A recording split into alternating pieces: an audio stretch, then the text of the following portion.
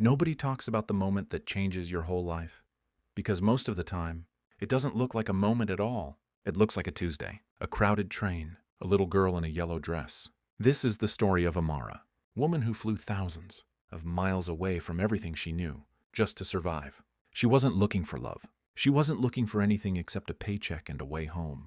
But Tokyo had other plans, and so did one tiny, unstoppable little girl who saw something in Amara that even Amara couldn't see in herself. Stay with me, because the part that nobody expects, that's coming. Amara grew up in Lagos, Nigeria, in a house where the roof leaked when it rained and dinner was never guaranteed. She was the oldest of 4 kids. Her mother cleaned offices at night. Her father had been gone since she was 9. So by the time Amara was 12, she already knew what responsibility felt like. It felt heavy. She studied hard, harder than anyone around her. She got a scholarship, then another, then a job offer, a corporate assistant position at a massive company in Tokyo, Japan. The pay was 3 times what she could make back home. She didn't speak Japanese. She didn't know anyone there. She had never even eaten sushi. She took the job anyway, because when your family needs you, you don't ask questions. You pack your bag and you go. Tokyo was nothing like she imagined. It was louder and quieter at the same time. The streets were full of people, but nobody looked at each other. Everyone moved fast, head down, earphones in. Amara showed up to her first day of work in her best blazer, her hair pinned up, her smile ready. The smile was not returned. Her coworkers were polite, but cold, the kind of polite that keeps you at a distance. She would walk into a room and conversations would slow down. She would sit at the lunch table and people would suddenly remember they had somewhere else to be. Nobody was rude. Nobody was cruel. But nobody made space for her either. And here is the thing about loneliness that people don't talk about. It is not always loud. Sometimes it just sits next to you at your desk, quietly, every single day, until you start to forget what it felt like to be known. Amara called her mother every night. She sent money home every month. She smiled at her computer, screened during video calls so her little siblings wouldn't worry. But inside, she was exhausted. The company she worked for was run by a man named Kenji Mori. He was exactly what you imagined when someone said, powerful Japanese CEO. Tall, quiet, serious.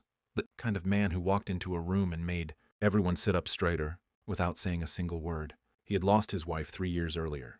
A sudden illness. There one day, gone the next. And he had a daughter, 6 years old. Her name was Hana. Hana was small, curious, and absolutely fearless, which, if you know anything about 6-year-olds, means she was basically a tiny tornado wrapped in a yellow dress. She came to the office sometimes after school, waiting for her father to finish work. She would sit in the corner of the big glass conference room with her crayons and her juice box, watching everything with these huge, serious eyes. Most adults ignored her the way adults ignore children, like they were furniture that could talk. Amara did not ignore her. It was a Wednesday afternoon. Amara was carrying a stack of files down the hallway and she spotted Hana sitting alone outside her father's office, staring at the floor. No crayons, no juice box, just a little girl who looked the exact same way Amara felt every single day. Amara stopped. She sat down on the floor right next to Hana, not in a chair. On the floor, in her work blazer, with her files still in her arms. She said in the small amount of Japanese she had learned, "Are you okay?" Hana looked at her for a long time. Then she said in slow, careful English, "You look like the sky at night." Amara blinked. "What?" Hana pointed at her skin. "My mama used to say the night sky is the most beautiful thing, because it holds all the stars." Amara did not cry. She would tell you she absolutely did not cry. But let's just say her eyes did something. From that day, Hana decided that Amara was her person.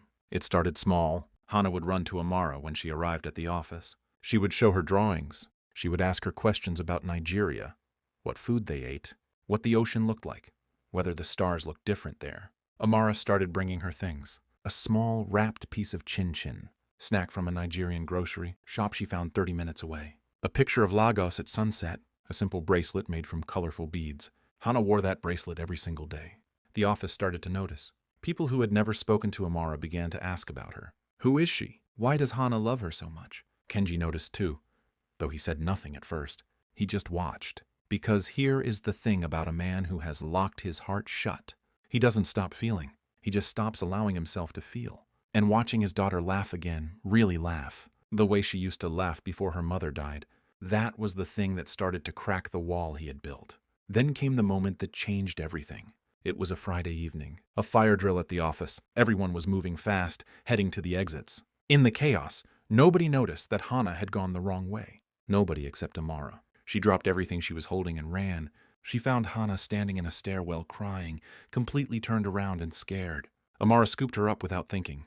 A child she had known for only 3 months held her tight and carried her down 4 flights of stairs and out into the cold evening air. When Kenji found them outside, Hana had her face buried in Amara's neck, arms wrapped around her, completely calm, like she was home. He stood there and watched this woman, this stranger from another country, who nobody had made feel welcome, hold his daughter like she was the most precious thing in the world, and he felt something shift inside him, something that had been frozen for 3 years. He walked over. He said nothing at first.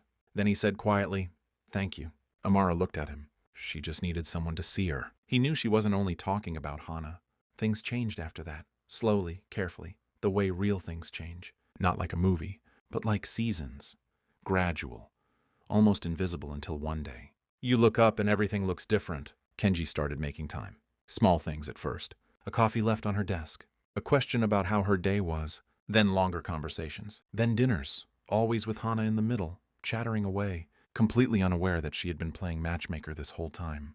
The office warmed up. People who had kept their distance started to say good morning. Hana would drag Amara to the window and point at the sky every evening, telling her which star was her mother. Amara still sent money home every month. She still called her mother every night. But now, when she hung up the phone, she didn't feel like she was standing alone in a foreign city. She felt like she was standing somewhere that was starting to feel like hers. Here is what this story is actually about.